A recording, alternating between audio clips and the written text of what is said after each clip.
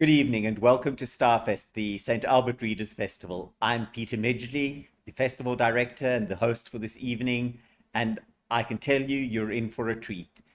On behalf of Starfest, thank you for joining us. Before we introduce our guests for the evening, I do want to acknowledge that we are broadcasting live from Treaty 6 territory, traditional lands of First Nations and Métis people. Also, you can purchase the books by all three of these authors this evening at the two local independent bookstores in Edmonton, Glass Bookshop and Audrey's Books. We have provided links to the books in the comments feed and in the description on YouTube.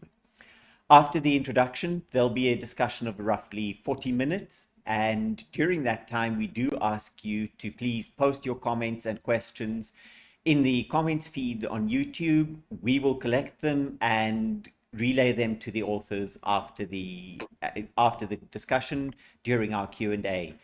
Do remember, if you're on YouTube, you do need to log in order to comment. So now, our guests tonight.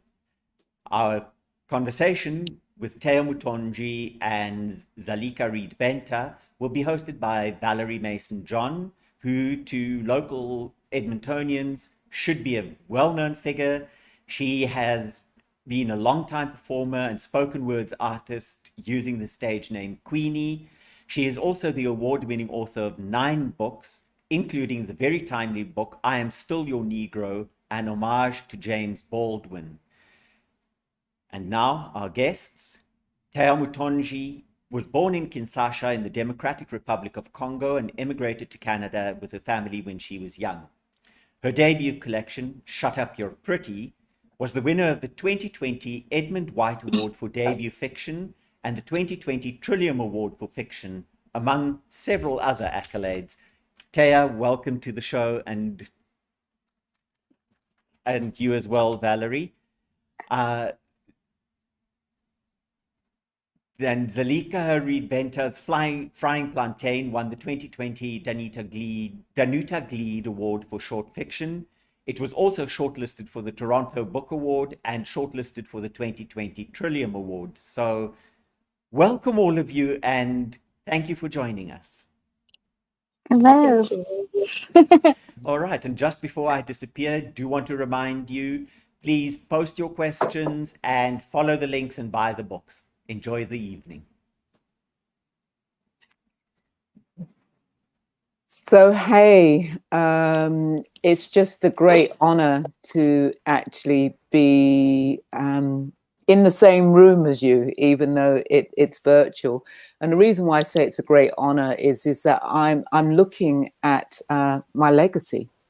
You know, I mean, you are the next generation of Black writers here in Canada, and that is just so important. So I just want to say congratulations to both of you, and just it's amazing, your first books and just how successful they've been.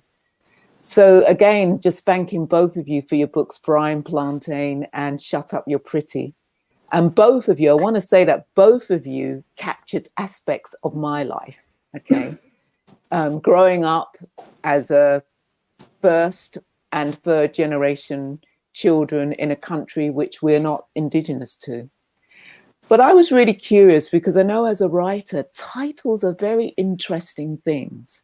And both your titles are very punchy. And I just wanted to know, how did you both come up with your titles? So we'll start with you, Téa. How did you come up with your title? This final title was an accident. There goes wardrobe function. Great. Originally, my manuscript was called Notes from a Pretty Woman, because I will admit that in my first and second year university, I had a bit of like a very unfortunate Charles Bukowski phase that I don't want to talk about. And when I was writing this book, I didn't have a title because we had agreed that Notes from a Pretty Woman just didn't kind of fit. And I was complaining about it at work. I was working at Jack Astor's in Scarborough at the time. And my friend who knew what I was working on, who had read multiple of my works, who has been like in a lot of my muses too, actually, for a lot of my poetry, she turned around and she kind of said, "Shut up, you're pretty, you'll figure it out." And then she just left me in the back room with this statement and went on with her life. And so I kind of put this in our Google Doc that I had with Vivek and the folks at Arsenal as a joke, as like, oh, someone said this to me and everybody loved it. And next thing I knew, that was just the title. So it was a total accident. But when she said that, I thought how much it related to my character's storyline, in the sense that she's constantly being, her life is always being denounced by the fact that she looks a certain way. And I really liked that. So I was like, I'm going to steal this thing and put it as my title. So is your friend collecting any royalties? I took her out for cake. She had a baby a year after. 2 months after my book came out, she had a baby. So we celebrated her a whole bunch, planned her baby shower. So I did my part. Thank you. Zalika, over to you. Frying plantain, yum, yum, yum. I love fried plantain. My mouth is watering. How did you come up with the title? So I definitely wanted a title where I did want it to be catchy, and I'm very bad at titles. Every title that is in my book wasn't the original title of my story. It's been changed like multiple times. So I also didn't have a title for my collection for like a really long time. But I knew that I wanted it to be something where, people of the Caribbean or people of the continent will be like, I know what that is. Like, I don't know what this book is about, but I know what that feeling is. And so Plantain became sort of like this motif throughout my collection, or food in general. And I used to have these sort of flash fiction pieces of of food, because I took a food writing course, and so I had to write these pieces about food. So I did sort of like an ode to Plantain, and I was going to put it in the collection as a sort of like, to sort of give some levity to some of the stories, because I felt like sometimes it could be very heavy, and so I just wanted a little like, oh yeah, there's just like this really weird funny thing about Plantain, or a weird funny thing about oxtail. And my mentor at the time was just like, I think you need to incorporate that into your larger stories, because it doesn't quite work. And I was like, okay. And so the titular story, Frying Plantain, I added my ode to Plantain into that. And I realized that story just kind of spoke about all of the major themes of the collection, kind of tied together at the end. It talks about heritage, it talks about cycles, it talks about mother-daughter relationships, granddaughter relationships. And specifically when Kara was watching her grandmother sort of like make this plantain, and sort of just like all of the weight of that, the great weight, and realizing that she would never be able to quite get to create this dish the way that her grandmother can, because she's still very Canadian. And I was like, that's my title. It's like, that just speaks to a lot of the liminality that is in my collection. And that's kind of how that happened. Thank you for that, because I was going to ask you about food, because food definitely plays a prominent part in your novel.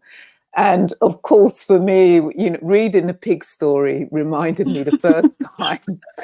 And I remember the first time I was faced with tripe, souse. That's like a Bajan food, like the belly of a cow and the oxtail. And it's like, oh my God, how horrified I was. And then I can remember even going in Greece, they have a dish, Anastasia, at Easter, where the cow's head is just there intact, So yeah, I loved seeing it, this food being portrayed through your eyes, and with the pig story, I believed every bit of it. I could just imagine friends being enthralled with it, and so I just wanted to know how true is this? How true is that story, and what were other things in your home culture that connected you back to the Caribbean? But firstly, I mean, how true is that pig story? So the one. Because the collection isn't based on my life, but the one event that is true is the first time I went to Jamaica, I saw a pig head. So that was the one. That's like the one thing that I was like, and even at the time, because I was very young, at the time I knew I was going to write about it. It's just like, I don't know when it's going to come about, but this is definitely a memory that's going to stay with me. And it's really funny because I've been interviewed by people of the Caribbean, and they're just like, I know that pig story is true. Like, I know that one story. Like, there's this visceral sort of like response. Like, I just know that one thing. So that is true, but I didn't go back home and like make lies about it. I just remember seeing the pig head, and so I just knew that I wanted to write a story about that, and I kind of just took it from there. In terms of everything else, I think food in my family and a lot of just like immigrant families does play like a very big role. Especially it connects people to their home in a very tangible way. So that is something that I just subconsciously did. And I didn't even realize I was doing it until someone in my cohort was just like, you write about food like a lot. And I was just like, I did not realize I did that. But now that I know, I'm going to take a food writing course and I'm just going to amplify that. So it started off very organically, and then I just wrote with a bit more intention once it was pointed out to me. And I think just because of how important food is in my life, and even to this day, like I cook all the time, especially now that I can't go out to eat the way that I did. I'm learning dishes that I didn't know how to make before. So food is very important to just me as a person. I think that kind of just came into the story. Well, it's a fantastic job because it actually made me homesick, and I grew up in the UK, but it just brought back so many memories. So thank you for that. Yeah. Téa, I had a question for you. Actually, reading your novel, it did remind me of Bernardine Evaristo's novel, Girl, Woman, Other. Bernardine, who won the joint Booker Prize with Margaret Atwood. And what it was in the sense, because I call your novel a character. It's a character novel, and each chapter linking each other. And I just wondered, what made you write the novel in this way? I originally had separate short stories that were almost random, but certain themes were the same. It was always women who were being put down, women who were experiencing violence by men, Scarborough as a landscape, and Scarborough being kind of ignored or being stereotyped. And that was the bulk of my creative writing exercises throughout the University of Toronto when I was doing my minor. And then when I started working on Shut Up You're Pretty intentionally, and I saw that so many of my stories felt almost repetitive in the sense that I seemed to be very obsessed with a certain dark, intimate relationships. And I didn't want to suggest that, in one book, every single woman, especially knowing that I was making this a Black immigrant woman, that they were all, no matter where you pick them, they all were experiencing some type of violence, whether it's like violence with friends or violence with their own bodies or violence with partners. And so I decided to make it one character so that I could eliminate the illusion that it spoke for all women. And I also didn't have a name originally. I didn't have a name for my character. It was just a nameless narrator that was supposed to kind of play the role of all women. And when I got to my second round of edits, I realized that there was a bit of a danger about writing a all woman Black character because there's just too few. And I didn't trust my readers enough to have experiences reading Black characters. And I didn't want them to take that home with them and that be final. So I decided I'm going to rearrange this so it could be one character. So there are some moments that feels a little bit bumpy to me, but then it also feels very true to life because life is not linear and life is sometimes confusing. And sometimes you go 7 steps and then you come backwards. So I ended up not even tweaking it too much. It was really a matter of just making every voice Loli's voice and making all her tics the same. One thing that all my characters seemed to have when I was working on my undergrad was that they all had a sense of longing. They wanted to be loved very badly, and just they kept failing at it. And I'm like, okay, I'm not going to put out a book that suggests that all Black women want to be loved and are failing at it. I'm gonna give her a name, and I'm gonna make her own person. And then that's kind of how it came to be. Thank you. Okay, I think I would like to hear one of you read at this point. Zalika, let's hear you read something. I'm sure the audiences would love to hear both of you read, so we'll start with you. Okay, I'm going to read from the middle of my story, Snow Day. It's one of my favorite ones to read because a lot of readers who've read my book really respond to this. Just to give a bit of background, this is like Kara, my main character, Kara. She's in grade 8 at this point, and there's a snow day. They leave the school. Kara's supposed to stay in the classroom, but she's kind of goaded by her friends to go with her, to go with them to this kind of hangout that's kind of like on Oakwood and Bond, or used to be. And so it's just about their experience when they reach that place. We crossed the street to New Orleans Donuts and stumbled over ourselves to get inside and out of the snow. The warmth of the shop was heavy with the smell of frying batter and loud with the sounds of chatter mixed with the pew-pews of the 2 arcade games by the washroom. It was packed. Each of the 4 corner tables had been seized by a school, from high school kids from Braun Lord Academy. They took up 2 tables.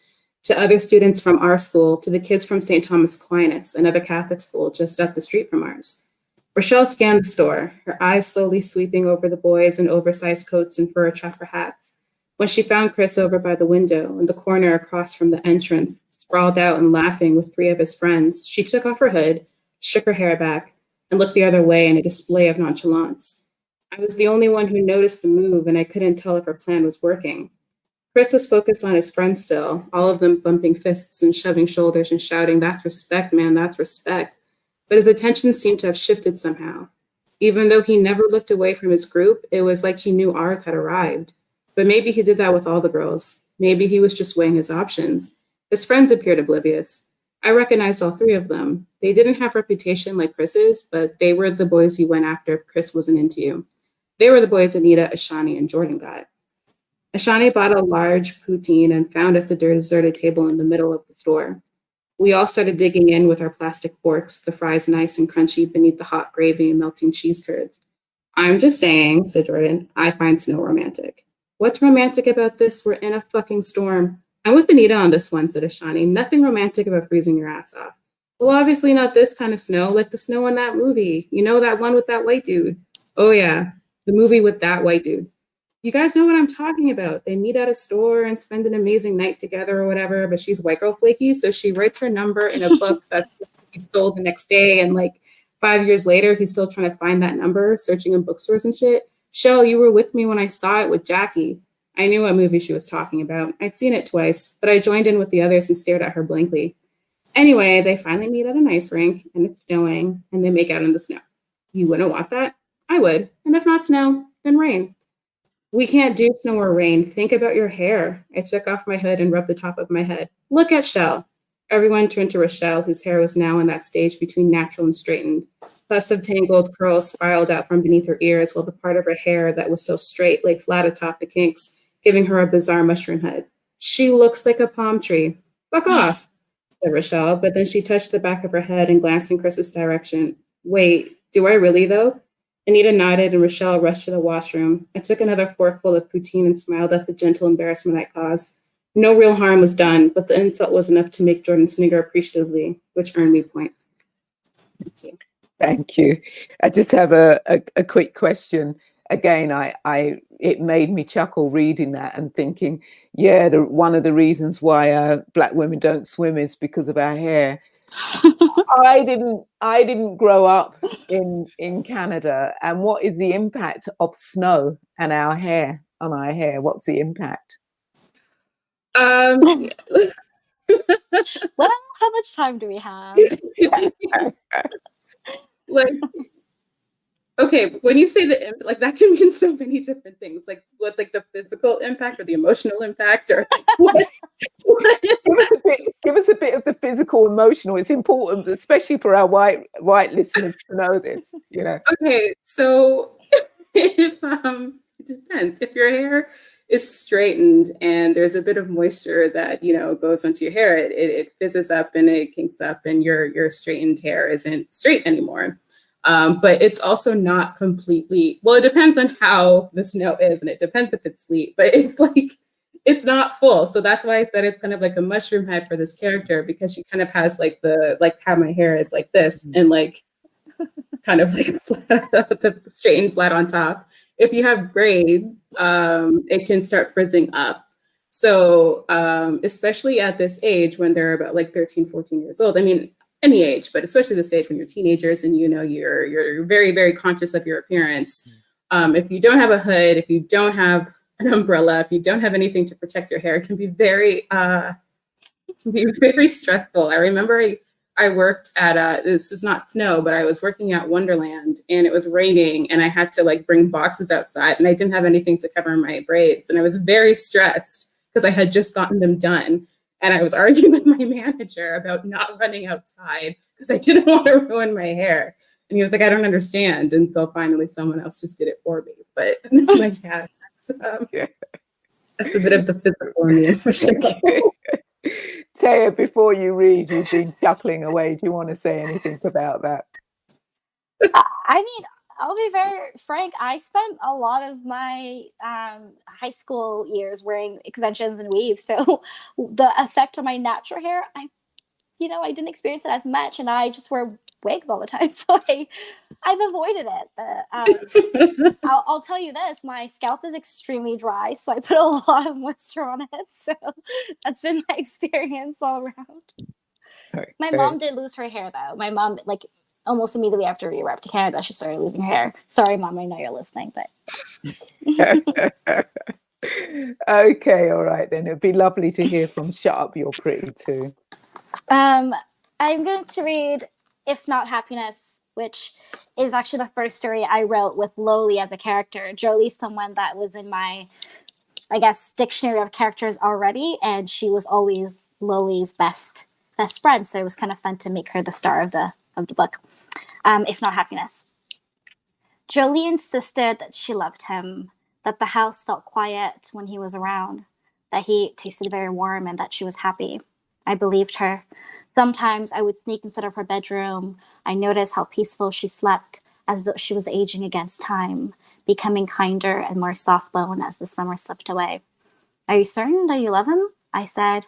We use words like certain and particular to make us sound older. Our mouths had gotten used to swallowing bad air, and we found it felt good to spit out words that did not fit. Very certain, Jolie said, walking over to the swing and sitting to face me, dragging on a cigarette. Tell me, what's it like really? I said. You know, some men want too much from the world. That's the problem. Too many people want too much of it, and then they make it until nothing is left. But with Henry, I don't know. He doesn't want anything. How can you be so sure that he wants you then? That's the thing. He has me, so it doesn't matter. Her answers were vague. They had always been vague all summer. I asked her again, what's it like? It's like the first day after you wake up, recovered from a cold. I asked her if he touched her. To my core, Mermy, to my core. Jolie started to call me Mermy because once I had a dream that she was a mermaid. We were 10 or 11 at the time. She pulled down her drawers to show me that she was in fact not a mermaid. I hate it when you call me Mermy. I get it. I hate it when Henry calls me Jolieta. That's not the same thing. That's her real name. Yeah, but Gigi was cracked out when she named me. Does that even count? I wasn't sure, so I sat silently and watched her finish the cigarette. It was getting colder, but neither one of us had anywhere to go. Henry came into Jolie's life by accident.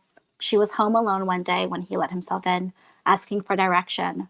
Jolie was stretched out on her bed. She looked up and saw a man watching her from the hallway.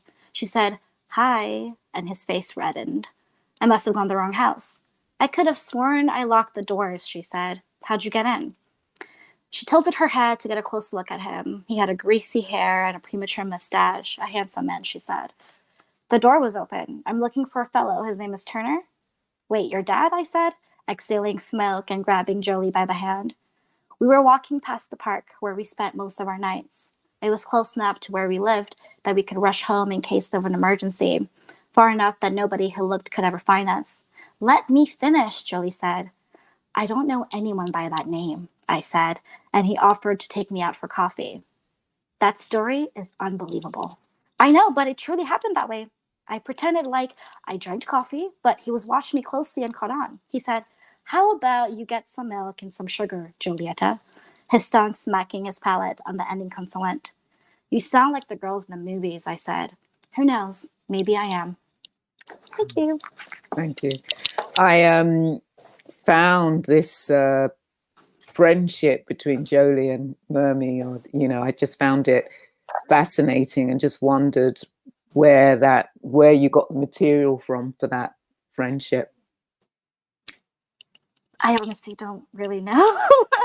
I mean, I think there was a time when I was taking media studies at university, I started to notice this thread in TV shows where a lot of the friendships between women or little girls always have this kind of aspect of trauma bonding. And then I kind of thought of my own friendship growing up and how it was romantic to be hurt. It was romantic to crave pain. And that's something that as a teenager, even before high school, was already kind of in my mind.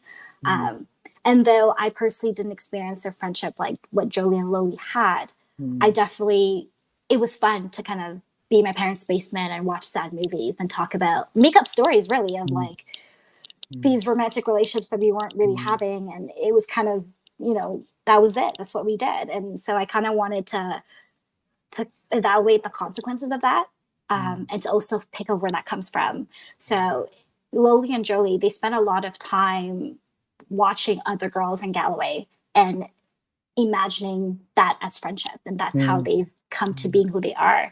And even with the name of Jolieta, that was actually because I was doing a project on Lolita when I first started writing Jolie's character. So the play on the word Jolieta and Lolieta was intentional in order to kind of give the story everything I wanted to without having to unpack that this was supposed to mimic the idea of this romanticizing pain and melancholia that, I mean, growing up for me, that's a lot of what we were being fed was essentially that. I mean, a question I'm sure you're asked over and over again is how much of your life is in this novel? My answer to that is I have fallen in love before, therefore there's a part of me in this story the same way that I drink water, therefore since my characters drink water, there's a part of me there too. Yeah, no, thank you for the answer. I think for me it was just some of those characters, because I grew up in orphanages and on the street, so I knew some of the characters that you wrote about, and some of it just felt really quite real. So just well done to you. Yeah, thank you. Zalika, back to you. I wanted to ask you about the use of language, because it gave me joy just to hear the broken English or pidgin English, and it just really helped for me to just bring some of your characters alive. I was a bit like a homecoming, just thinking yes.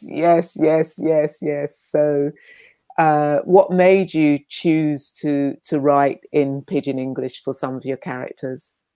I don't think I chose. I honestly think it chose me. It kind of just came out. It wasn't something that I thought about. And I knew right when it happened that it was something that I wasn't going to take out, even though a lot of people had asked me to do that. It just didn't feel authentic and true to the characters to do that. I was just like, yeah, this is just how they speak. When I hear them speak in my mind, this is the voice that they're using. And the difficulties of that, though, was actually writing it out, just because there are various ways you can write things. And especially for me, when I wanted to like get the cadence right or something like that, I would just like listen to the members of my family who did speak with an accent. So I would be like, Grandma, I'm staying over at your house for like the weekend, so I can just listen to you speak and I can get that in my mind. But the way that like certain people pronounce things, you can write that in various ways. So that is actually how I came across Plantain Kwesi Johnson as a poet, and England is a Bitch, which is amazing. Oh, yeah. I read that. Yeah, England. And I was like, and he kind of used that as like a roadmap, and I was like, oh, this is really cool. So that's how I had it for a very long time, and I got a lot of pushback against that, and I was and it took a few years for me to realize that there were certain things that I was just going to have to kind of tone down. So my earlier editions of Frying Plantain, the language is actually a lot more authentic to how Jamaicans would speak. But I remember there's like one particular word, which is Tian, and you would spell it Cya. And I kept that in for the longest time. And no matter what, everybody would read it and they just didn't know what it was. They were like, Cian, what's Cian? Cian, Cian. And it just kept happening that I had to change it. I changed it to what it is now, which is Kana. That's not what we say. And so sometimes Jamaicans come up to me and they're like, we don't really say, I'm like, I know we don't say it like that. It was just a compromise that eventually I felt like I had to make. And it was really interesting just like being in the editing process and sometimes having different people, like different Jamaican people read it and be like, you should spell it this way, you should spell it that way. And it was like this whole thing. So eventually I just had to kind of make my own decision on how I would spell certain things. But it was great. And it was also great when the grandmother character who speaks the most in that way has her friends and they all have different ways of speaking with their accents. And, there's like the standard Queen's English that you can speak. And so that was really fun for me to write. And that was also fun for when the mother gets angry and then her accent comes out, or the grandfather gets angry and her accent comes out. And also the way that like the Canadian borns try to emulate that. So just having like writing the different ways that this language can be represented was super fun. Yeah, what made you fall on Linton Kwesi John, who, very familiar with his work, and perhaps somebody not falling on somebody like Lillian Allen? Or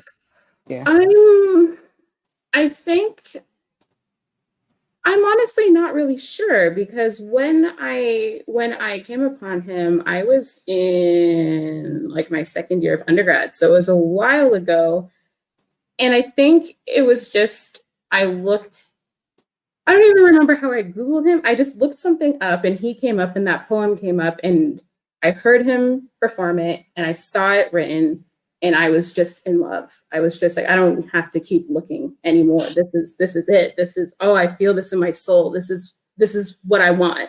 So I think I kind of feel like he was just the first one that came up and I was just like, yes. And it wasn't until like much later that I had like, seen other people and seen other iterations of like different poems and different things like that. Where it was like, oh yeah, there's other ways that you can do that. But like at the time when I was like 17, 18, I think I was just like, yes.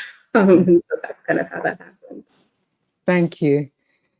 Taya, I wanted to ask you something about the impact of coming from the Congo, coming from a war zone. And because actually I cut and pasted this because it really struck me, this part where you said, this is a war child, it's not going to last. I'd like to apply that to everything else. This world is a war, this neighborhood is a war, this street, this house, this body, this person, this feeling, this war, this is only temporary, the death of Darnell.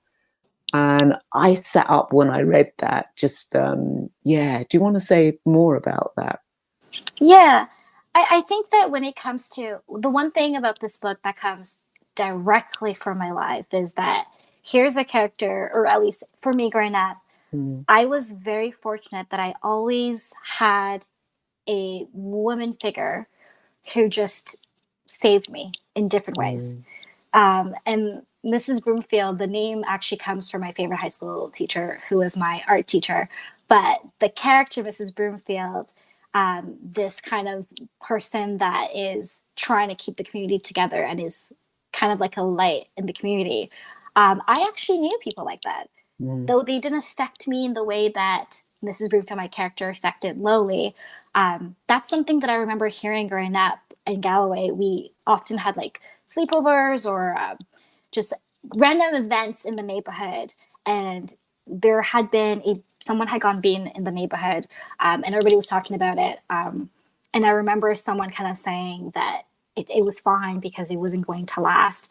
And I remember this feeling of feeling okay in that moment. I didn't actually know anything about what had happened. Only later when I would talk to my siblings about it while I was writing this book that they kind of fill in the events. But personally, it's not something that I kept with me. The only thing I did keep was this person standing up in a crowd of children and kind of being like, hey, it's all good. We're going to get through it. Moments like that, I can definitely say, came from people who just shocked me in that moment. And they, they just so happened to have always been a female figure who was just that light for me. And I just believe in that very, very much, you know, like every day I kind of try to apply that in a way that's in the intimate matter that, you know, this too shall pass. It's very cliche because I don't really identify with any religion anymore, but it's also something from my mother's teaching, right? Like my mom's very much has a lot of strong faith. And despite the fact that I personally don't identify with any particular religion, that's something you kind of can't shake out of a child. This feeling that it will be okay kind of just makes you who you are. I mean, the joy of reading both of your books at the same time is that here we have Zalika's character, the main protagonist is quite innocent, and there is a naivety to it. And then reading yours, Téa, is the character's like streetwise, love, sex, pain, sex worker, blah blah, yeah, exploration. And it's great because these are real people, and suppose so. The question for both of you: what made you create these characters? I think for me, every time I watched a movie or read a book about growing up, the kids were super precocious and super extroverted and super just, you know, gonna just like meet the world. And I was like, what if you're not like that? Like, what if you're very quiet? What if you're introspective? What if you maybe potentially want to do those things, but you don't know how? I just wanted sort of the opposite of what I had seen. Because as a child, I was also pretty quiet and I was pretty timid. And I was just kind of like, I want to see that reflected more in literature. I think that because those kids exist. So I really wanted to play with that, but I also wanted to play with the fact that, you know, this character can have like this kind of rich inner life. Like she's also very witty. She's also very sharp. She's also very intelligent, but she doesn't really let that on until like moments where she's pushed too far. And then you realize that she has like this fire. And I thought that was like super interesting to explore, especially like contrasted against the people around her who are very much like extroverted and very much assertive and very much confident, can stand up for themselves, and seeing how, you know, what's that like to be that kind of person when you're surrounded by all of these other people. So I think that's just kind of like how Kara kind of came to me. And it was difficult to write because in the first few drafts, she was kind of just like a camera, kind of just like observing other people. And because I also wanted to explore this idea of like someone who isn't quite in touch with her emotions, but feeling very deeply. And it can be kind of difficult to do that because sometimes it can be like, well, she's not feeling anything. Like, you're not giving me any idea of what she's feeling. So that was also something that I was learning while I was writing. Like, you know, just give her a rich emotional inner life, even if she isn't aware of that. You can make the reader aware of that. So that was really interesting for me to play with. Okay. I think I want to start answering this question by saying that I have written all my life. Like, it's kind of just been something I did. Whereas I didn't used to think that I did it as an escape. I just something that I enjoyed doing. Now that I'm older and I look back, I used to write specifically because I was trying to be an actor when I was growing up, and no one was really writing roles for me, and so I would write myself in those roles. So that aside, when I started writing this book, it was the summer of 2017, and I was angry, and I'm a very bubbly person to the point that I make myself tired. Just throwing that out there. It takes kind of a lot to piss me off and to like crush me. But there I was, summer 2017, and I was, out of all the things I could feel, for the first time I was feeling angry. Typically I feel sad. Typically I feel overwhelmed. Anger is something that I hadn't really explored. And there I was, and I didn't know where to put it. And I started writing. And that was after a few months of not really being able to get anything down. So this book came out from a place of rage that sometimes today I have a hard time reading it because I am not inherently an angry or pessimistic person. Yes. So I, I grew up not being allowed to express certain emotions, anger being the number one of them. And I wanted to be angry. And so I just wrote a somewhat angry character, though at the time, I'm not sure that Loli knows that she's angry. And I've only recently figured out that that's what was happening here. That's interesting because there was a beauty in the book, actually, I want to say. So it didn't actually come across as angry. There was a beauty and there was an innocence as well to it, actually, a beauty and an innocence. So yeah, that's interesting.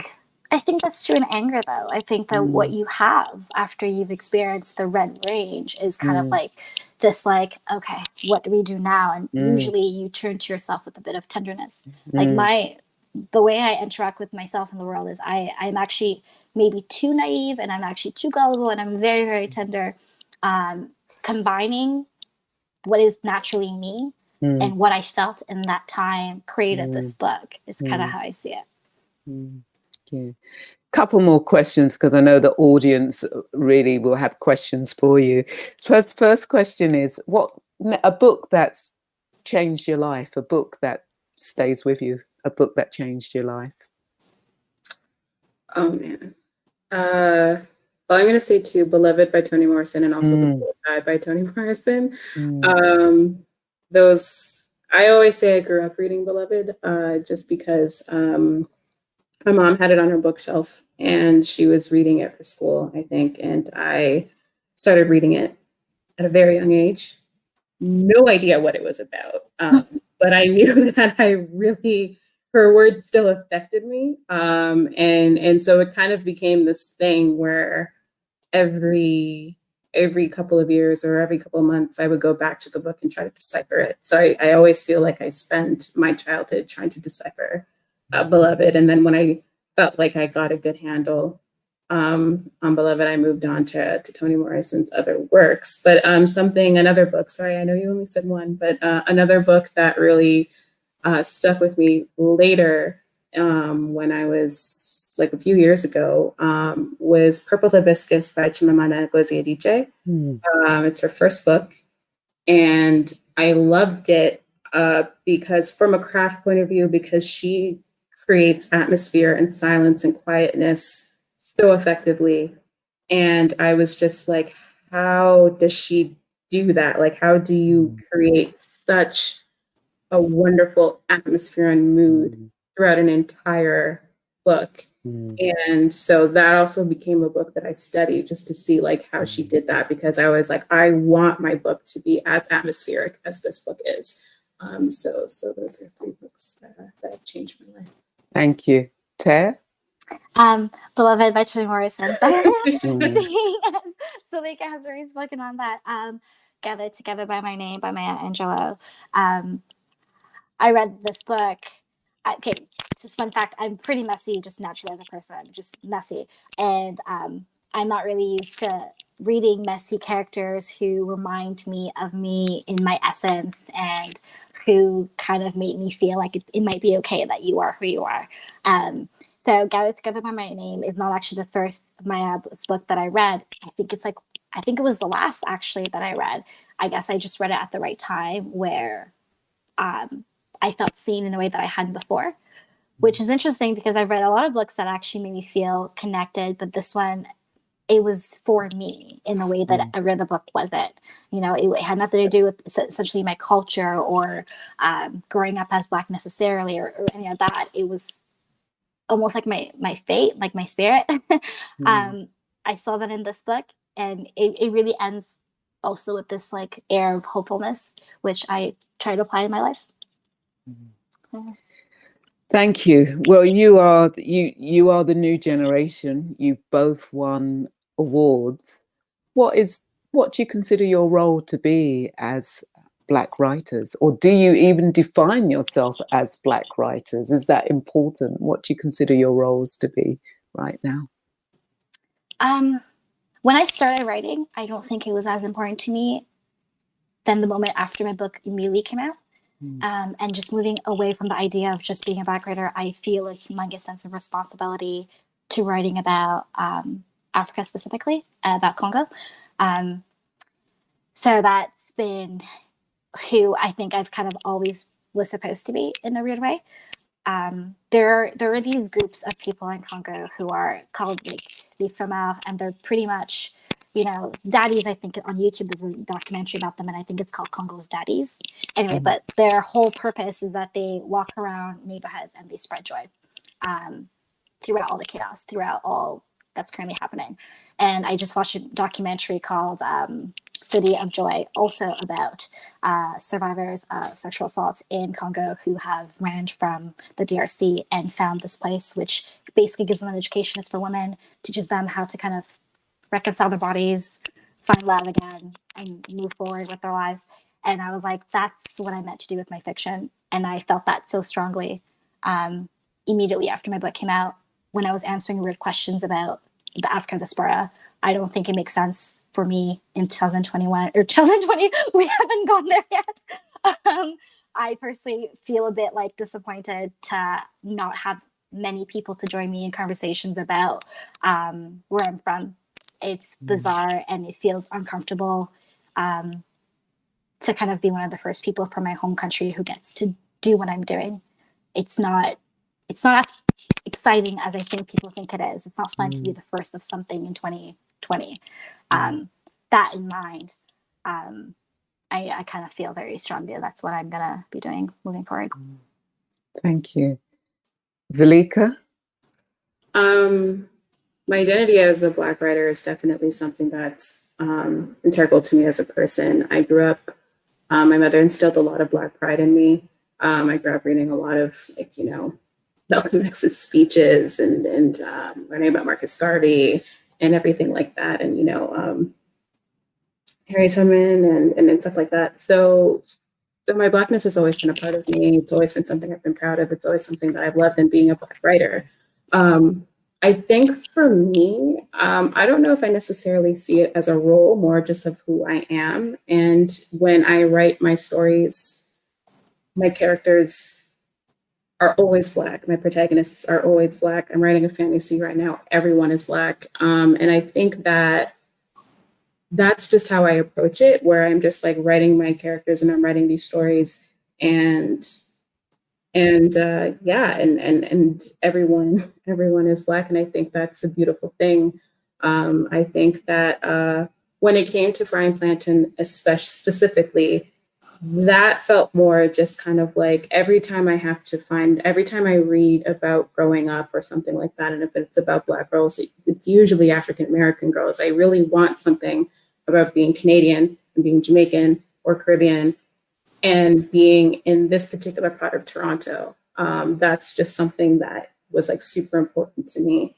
And now it's kind of like, I mean, with my next project, it's writing what I've always wanted to write as a kid. I was just kind of like, if I go back through my old like Hotmail account, I see various iterations of the fantasy story that I'm writing now. Just because I was like, this has stuck with me since I was like 10 years old. And it's great that, you know, in young adult fiction right now, there are a lot of Black writers. There's, you know, Children of Blood and Bone, and there's like Toshi Ibuchi, he has his Beasts of Wild Night. There's a lot of great things, and you know, we have like a long history of science fiction and fantasy with Octavia Butler, and stuff like that. So, but I think my thing is just, I just want to do my part in that. I just want to write something like, you know, like I remember reading Nella Hopkinson, Brown Girl in the Ring, and, you know, Duppies were mentioned and stuff like that. And I was like, this is amazing. And I think I just want to continue bringing Jamaican folklore to kind of the space. So I don't know if that really answers the question, just because it's an identity. So I'm just kind of like, this is just who I am. And I think anything that I produce is just going to add to the canon of this diversity of Black literature. Well, I just want to say thank you to both of you for just dedicating your life to writing. And as I say, like, shut up, you're pretty. Just notice the way I say it. I say the English. It's suck It's such a Cockney expression, like "shut up, you're pretty." It's such a fantastic title. And then again, frying plantain, yes, man. You know, it's like the two. It feeds me. So I'm going to hand you over to Peter because I know that there are people who have questions for you. So I don't want to take all the time, but just it's a blessing and to meet both of you and to read your work. And I shall continue to read your work. Thank you. Yes, thank you. It's been an absolute delight hearing all of you speak. There are a couple of questions here, and Peter Bailey asks here, so many people are exhausted by COVID right now, but all three of you have the additional weight of being writers of color. How do you carry that weight or shrug it off?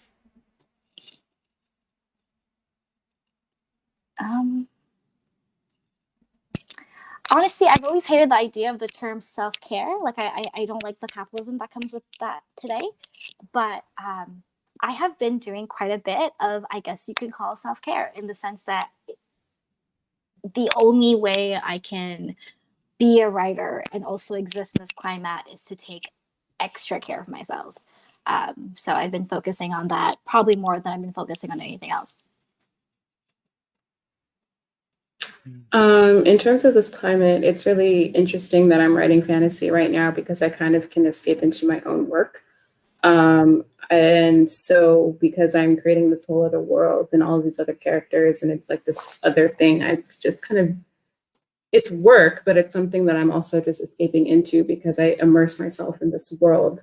I have like a third novel idea, and that kind of I started and I went back to it, and it actually required like traveling to the UK and like touching and like all these different things like in the real world. And I realized that I couldn't do that because I was just like, am I really going to write it in this way now, considering everything that's going on? And so then I would just like move back to my fantasy. But in terms of just like being a Black writer or a writer of color, I don't really consider that to be a burden or a weight or anything that I have to carry. It's who I am, and I love who I am.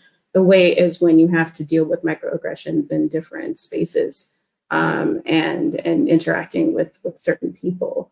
And that happened a lot when I first started doing festivals. And with that, fortunately, I was given a platform to write about it. So that was also really great. And so like I was just, and I remember because it was like my first, I was a writer in residence at Open Book, and it wasn't, I didn't intend for that to be my first blog post, but something happened. And I was like, I need to write about this right now. And so there was some sort of catharsis.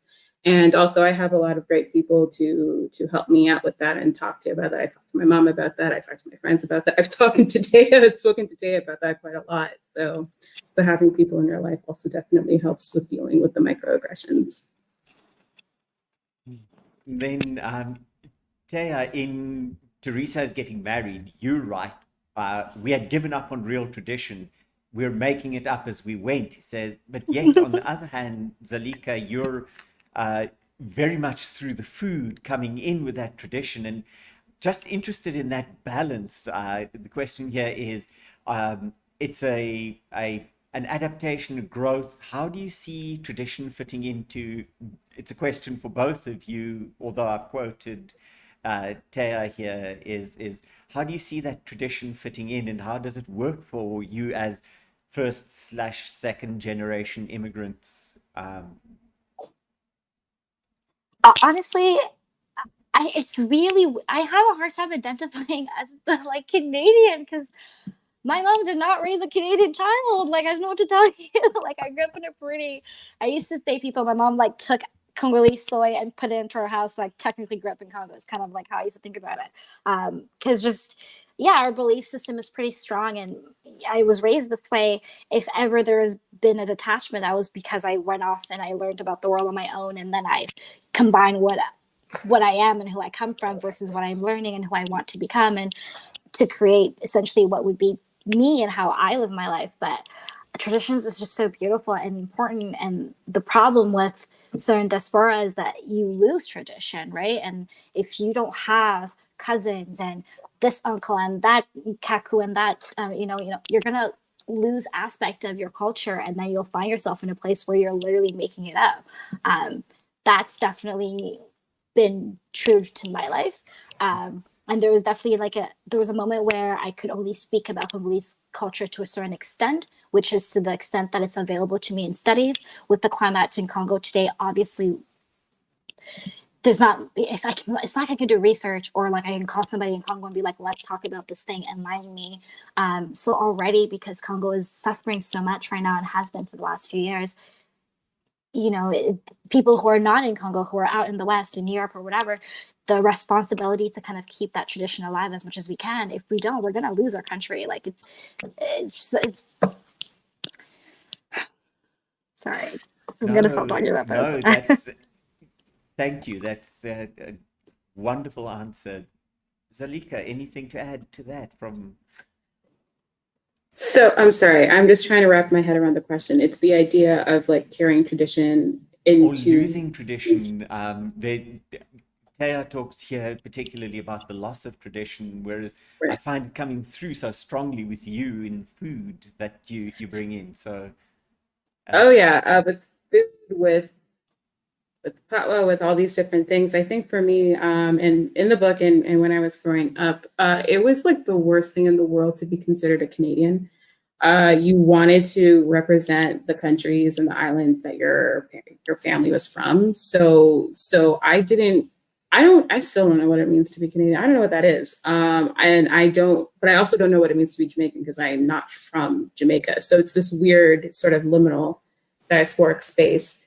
But because there was this kind of hunger to want to know about Jamaica, want to know about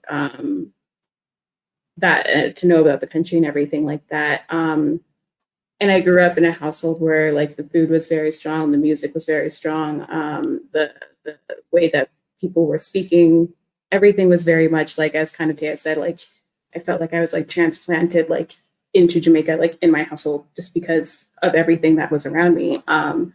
So tradition is definitely something, or heritage is definitely something that's very important. And a little bit interesting being in Toronto, just because so much of Toronto slang has been taken from Pabla, but has been attributed to other people, like me. And so this sort of like appropriation of the culture in Toronto mainstream is something that I'm trying to contend with right now. So I don't know if that really answers the question, but I definitely feel like, claiming influence, claiming culture, claiming tradition is very important. thank you both for those very good answers to that question. Anything to add there, Valerie, from your side?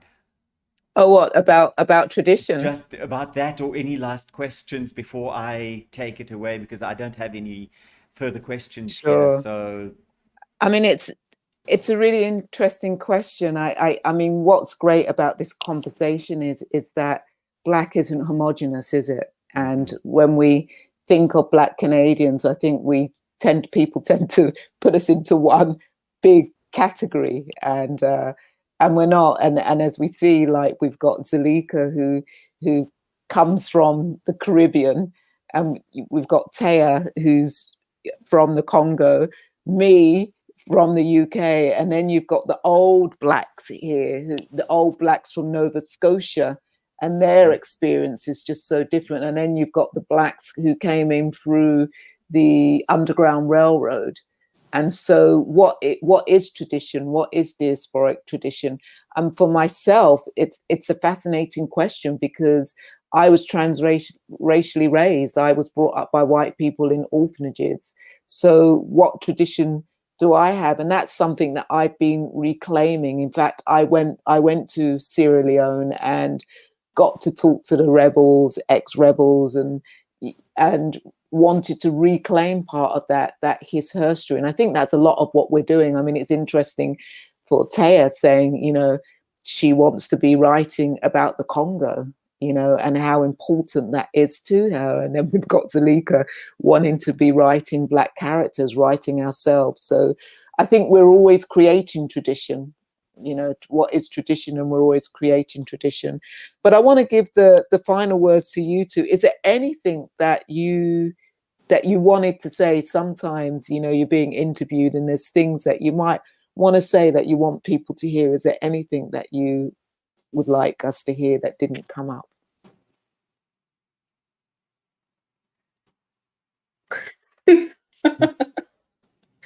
No, I think I managed to say everything. I mean, there were fantastic questions that really made me think, and it's always lovely hearing Téa speak. So I think I'm pretty content. Well, thank you. Well, yeah. I was just going to say, well, what can we be waiting for? What's in the works? What are you working on next? What's in the works? Sorry. Okay. I'm currently writing a fantasy YA novel about a girl who accidentally destroys the world. Fantastic. Okay. I'm working on like two things simultaneously. I'm working on a novel, which is a love story and a green card marriage. And I am working on some nonfiction work. Fantastic. Well, it's been absolutely wonderful, and it's so exciting to sit here and speak to people here. That there are moments where I feel there's this Black women's writing moment right now, with Bernadine coming up, with Edwidge Danticat getting recognition that she so richly deserves for her writing. And then Chimamanda Adichie Ngozi, Titi Dangaremga, who's just been shortlisted, Noviolet Bulawayo, and then the two of you fitting into that. It's just such an exciting moment to see these voices coming into that moment that is there. So thank you both for joining that, and thank you, Valerie, for shepherding this generation into that moment.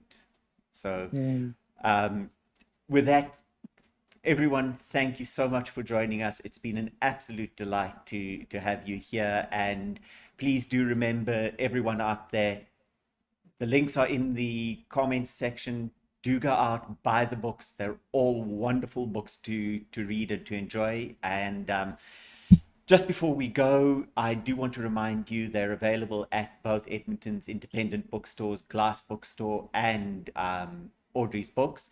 And then thank you once more to our tech team at Starfest, and do please join us for our last two events tomorrow and on Wednesday at starfest.ca.